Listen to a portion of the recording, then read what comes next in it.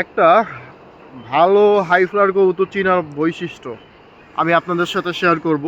কিছু বৈশিষ্ট্য আছে একটা ভালো হাই ফ্লাওয়ার কবুতর চেনার। অবশ্যই এই জিনিসগুলো মাথায় রাখতে হবে, নয়তো আপনারা ভালো কবুতর চিনবেন না।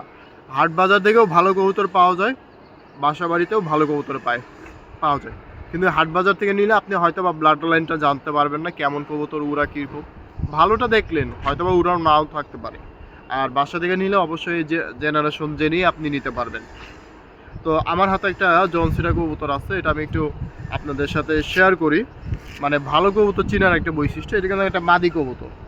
মাদি কবুতরে আপনার সাথে শেয়ার করব।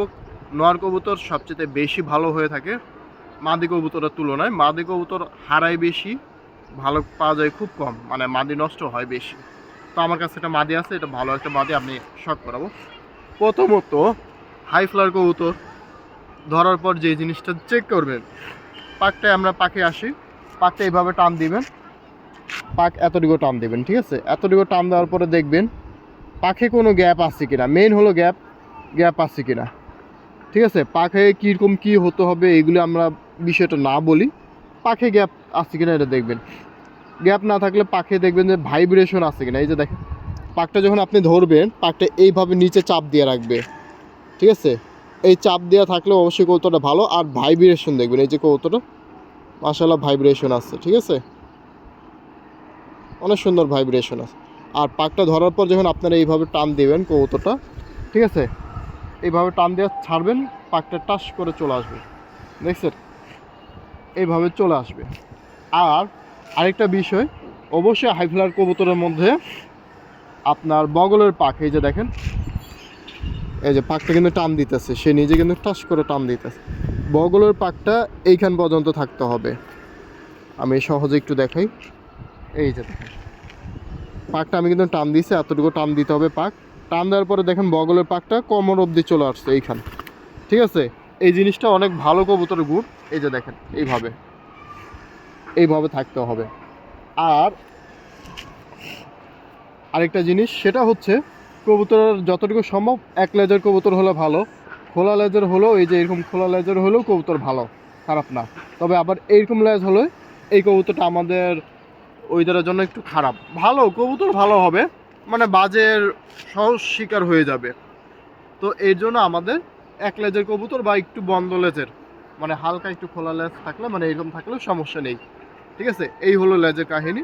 আর লেজে দেখবেন এই জিনিসটা, এই যে পালকটা আছে, এটা যতটুকু উঁচা সম্ভব থাকার চেষ্টা করবেন, ঠিক আছে? আর কবুতরটাই ধরবেন, ধরার পরে স্থির হয়ে থাকবে, এই যে এরকম, ঠিক আছে? এই হলো লেজ আর পাখি দেখাইলাম। আরেকটা হলো চোখ। কবুতরটা যখন চোখ ধরবেন, দেখেন চোখের ভিতর, চোখে বাদ দিয়ে আমরা একটু জুম আউট করে হালকা, ঠোঁটের কালার আর চোখের পাপড়ি দুটো সেম কালার থাকতে হবে। সেম কালার হলে দেখবেন যে ঠোঁটের আর লেজের, মানে নোকের কালার যাতে সেম থাকে। এই যে দেখেন নোক আর এই যে ঠোঁট কালার যাতে সেম থাকে, এটা দেখবেন। আর এখন আসি চোখের বিষয়। এই যে দেখেন চোখটা জালি জালি থাকতে হবে। চোখের রিং উপরে, এই যে হেলথ রিং আমরা বলি, হেলথ রিং, এই যে কালো রিংটা, ঠিক আছে? এই কালো রিংটা ক্লিয়ার থাকতে হবে, একটু কালচে টাইপের থাকতে হবে, বা এই রিংটা পরিপূর্ণ থাকতে হবে, একদম খালি থাকা যাবে না। আরেক হচ্ছে ব্রিডিং রিং, যেটা হচ্ছে আর কি মেমোরির জন্য ভালো হয়। এই যে কবুতরটা চোখের মনির পাশে রিংটা ক্লিয়ার থাকতে হবে, এইগুলি আপনার থাকতে হবে। আরেকটা কবুতর সাইজের বিষয়টা আসে, তাহলে মিডিয়াম সাইজে রাখতে হবে কবুতরটা। আমাদের বাংলাদেশ ওয়েদারে মিডিয়াম সাইজের কবুতর অনেক ভালো দম দেয়। ছোট সাইজের কবুতর নামানো কঠিন, বড় সাইজের কবুতর আস্তে ধীরে দম দেয়, কিন্তু ভালো দম দেয়। আর মিডিয়াম সাইজের কবুতর আপনি শুরু থেকে দম ভালো পাবেন। এই হলো আর কি বৈশিষ্ট্য। আশা করি ভিডিওটা ভালো লেগেছে। আর আরেকটা বিষয়, এটা হয়তো বা এইভাবে বললে বোঝাতে পারবো না, এইখানে একটা হাড্ডি থেকে জোর হাড্ডি একদম এরকম থাকতে হবে, জোর হাড্ডিটা, ঠিক আছে? আর জোর হাড্ডিতে কোনো গ্যাপ থাকা যাবে না, এই যে গ্যাপ আমরা বোঝা যায় না। এই যে দেখেন কবুতরটা ধরবো, এইভাবে আইসে পড়তেছে কবুতরটা। এই হচ্ছে ভালো কবুতরের বৈশিষ্ট্য। এভাবে আপনি একটা ভালো হাই ফ্লাওয়ার কবুতর চিনতে পারবেন। তো তো অবশ্যই ভিডিওটা শেয়ার করে দিবেন, অন্যরা দেখতে পারে যাতে, আর আমার উৎসাহ দিবেন ভিডিওটা শেয়ার করে, যাতে আমি নতুন ভিডিও দিতে পারি। আর লাইক করে জানাবেন, আর কমেন্ট করে জানাবেন আপনাদের মূল্যবান মতামত, আর পেজটাকে ফলো করবেন।